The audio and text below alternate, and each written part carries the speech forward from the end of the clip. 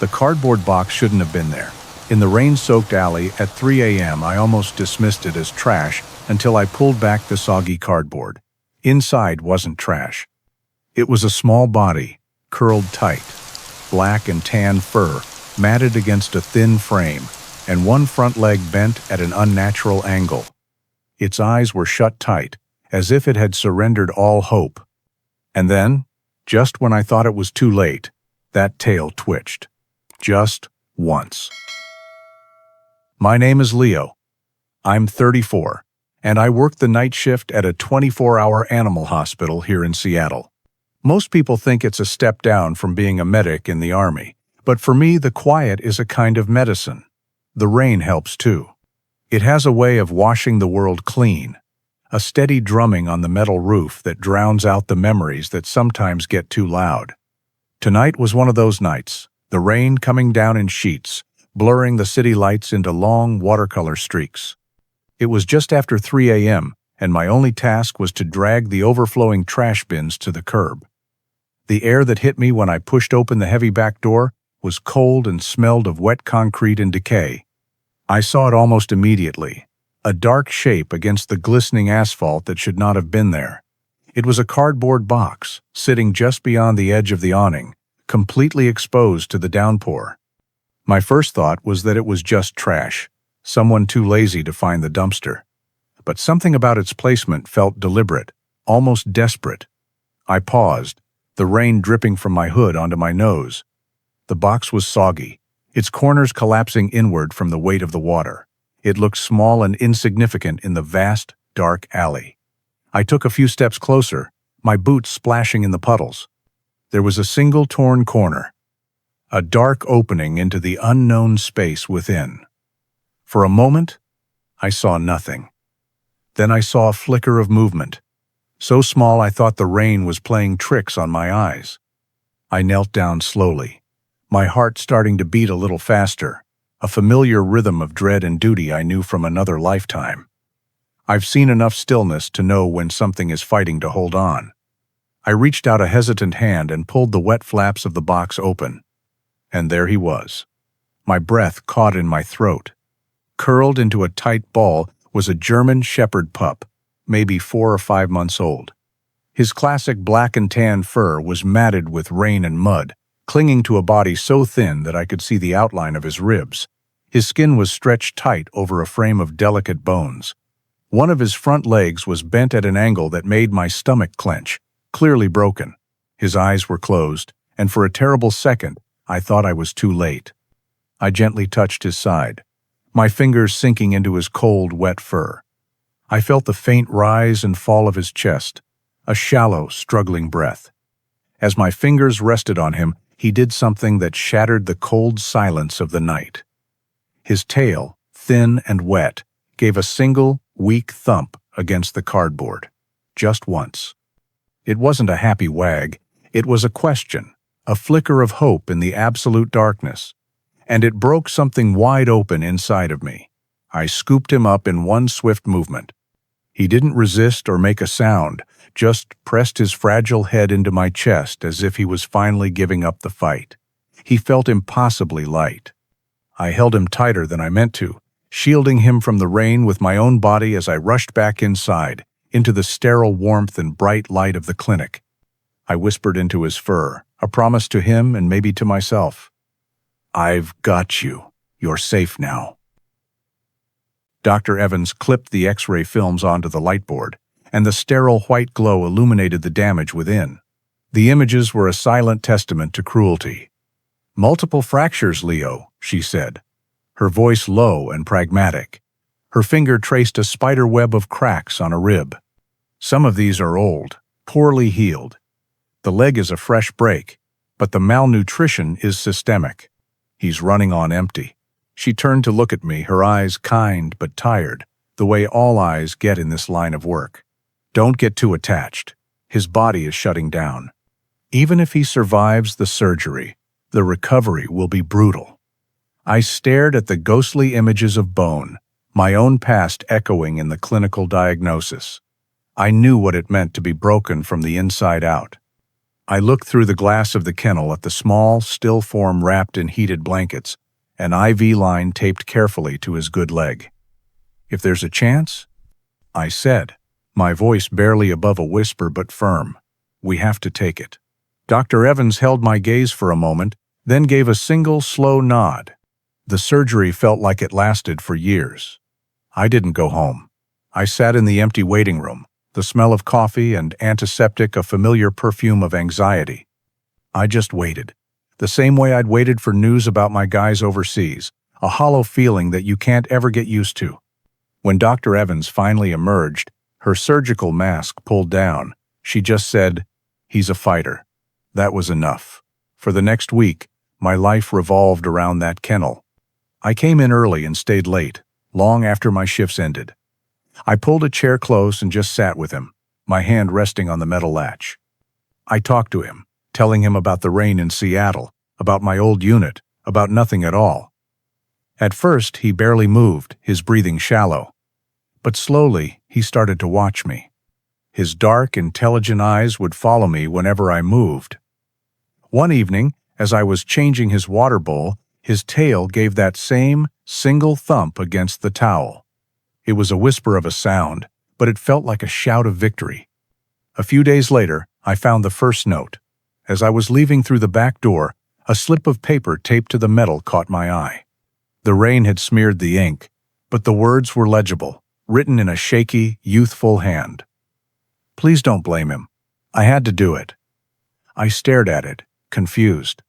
Blame who? Max? The words made no sense. It felt less like an explanation and more like a desperate plea. The mystery lingered for another week, a period where Max started to stand on his own, wobbly but determined. Then, tucked under a loose rock near the same back door, I found a second letter. This one was longer, folded into a neat square.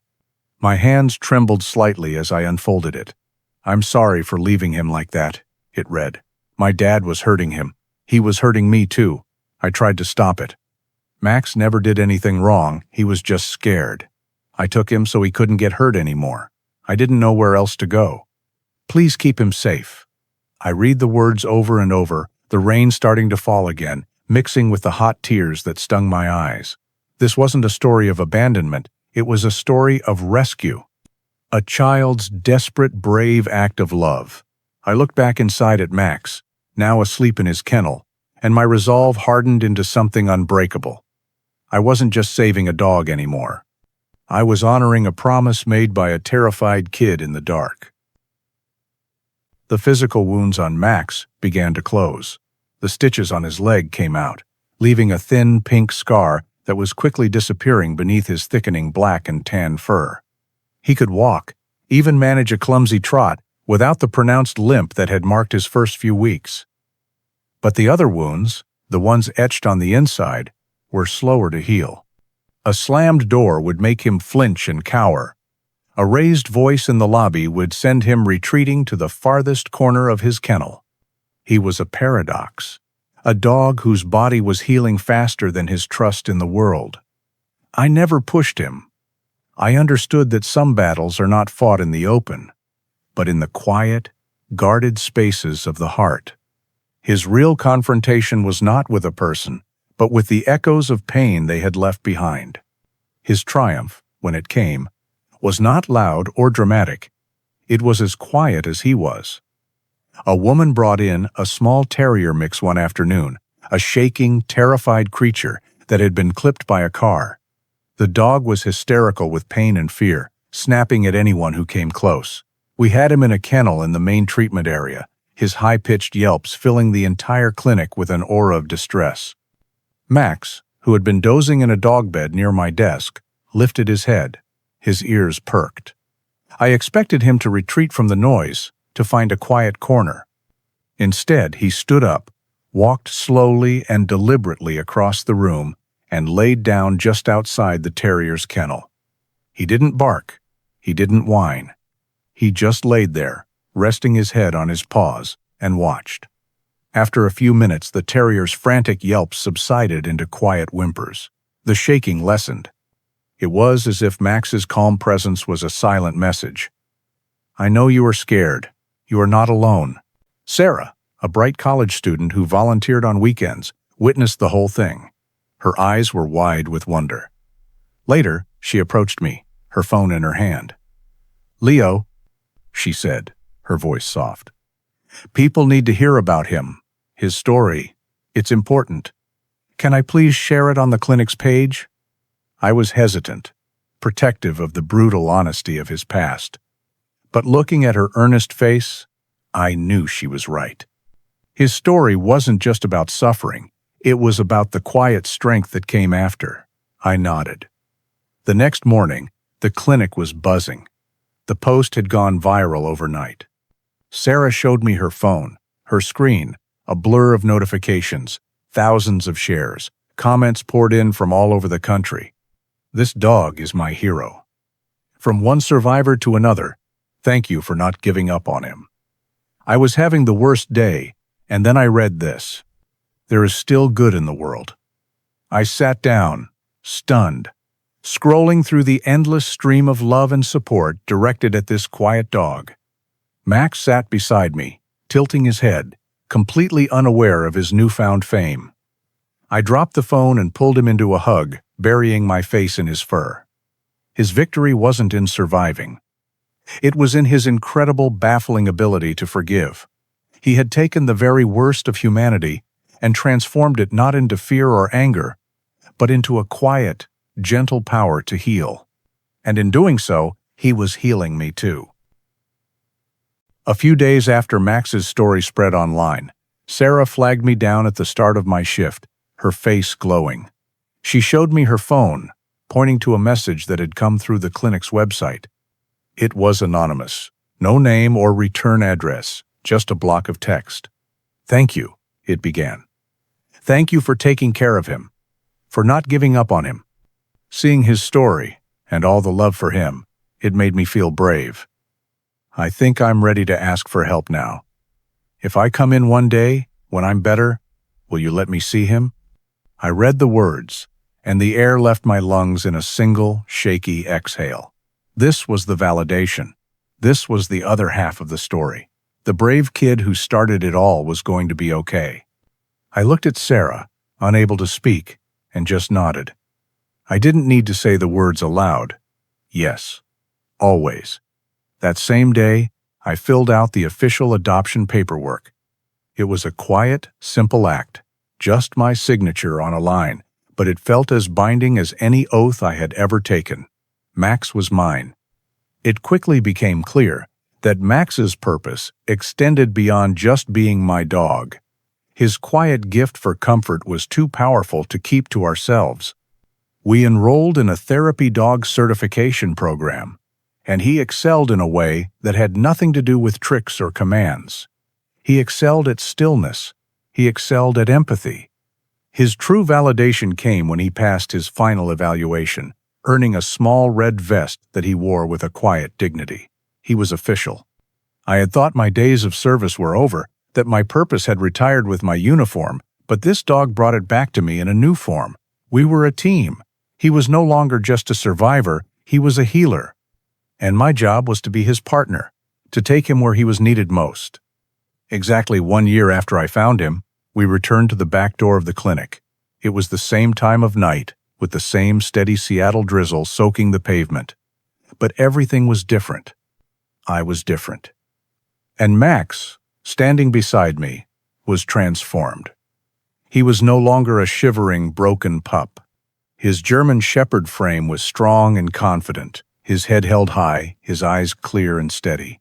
He wasn't looking at the dark corner where the box had been. He was looking up at me.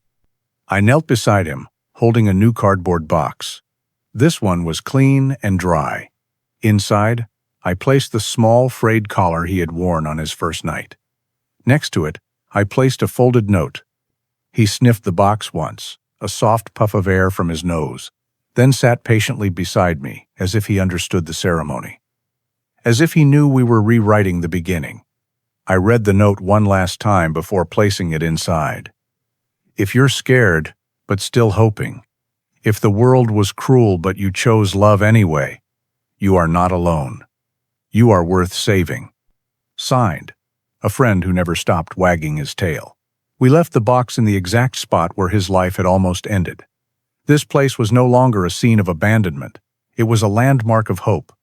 We turned and walked away together, his strong body brushing against my leg with each step. Max hadn't just come into my life. He had rebuilt it from the foundation up. He taught me that sometimes the most beautiful beginnings don't start with a sunrise, but in a dark alley in the rain, with the quiet, courageous thump of a tail. Max's story reminds us that hope is not always a loud declaration. Sometimes, it's a quiet whisper in the dark, a brave choice made by someone with nothing left to give, or the gentle thump of a tail against a cardboard box. It teaches us that the deepest healing begins when we offer a safe space to another broken soul. If this story touched your heart, please help us share that light. Every like, share, and comment you leave sends a ripple of hope out into the world, and by subscribing to the Voice of Paws family, you help us continue to find and tell them. Another story of courage is waiting for you right now on the screen.